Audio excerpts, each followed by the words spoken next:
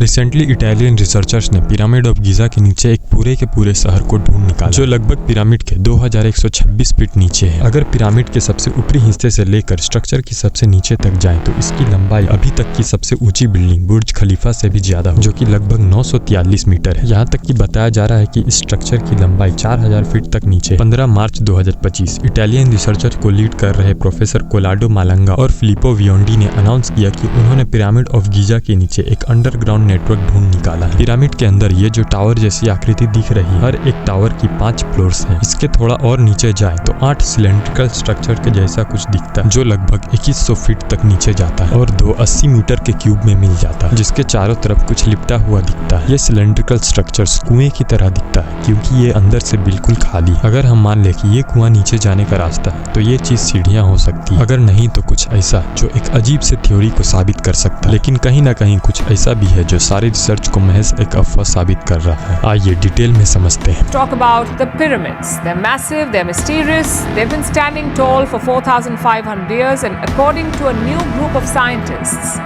they might be hiding something incredible beneath them. Picture a secret underground city. The pyramids that we see may have been just the pinnacles of vast structures that plunged down into the earth more than 2 kilometers.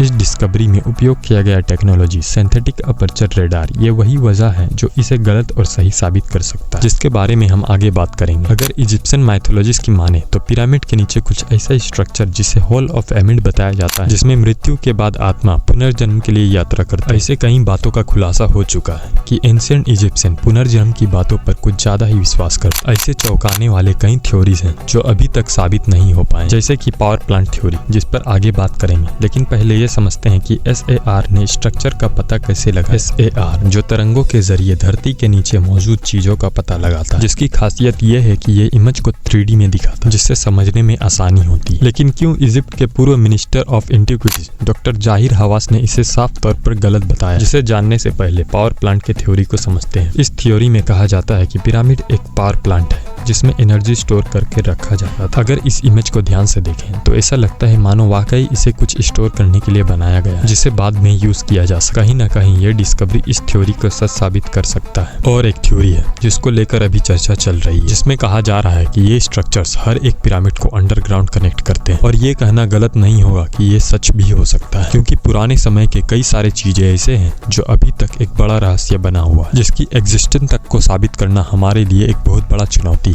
जिसमें से एक है ये pyramid, जिसमें ना जाने और कितने रहस्य छुपे। अब यहाँ एक बड़ा सवाल आता है कि इजिप्ट सरकार को इन मिस्ट्री के बारे में पता है। मैं ऐसा क्यों कह रहा हूँ ये आपको आगे पता चले। लेकिन डॉक्टर जाहिर हवास ने इस रिसर्च को साफ तौर पे गलत कैसे बताया। उनका कहना है कि ये टेक्नोलॉजी 2000 फीट गहराई तक स्कैन कर ही नहीं सकती, तो 4000 फीट की तो बात ही छोड़। देखा जाए तो ये बात बिल्कुल सही है, क्योंकि SAR जमीन के इतने नीचे तक स्कैन कर ही नहीं सकता। ये सरफेस के कुछ मीटर नीचे तक ही स्कैन कर सकता है। लेकिन इस रिपोर्ट में बताया जाता है कि SAR का एडवांस टेक्नोलॉजी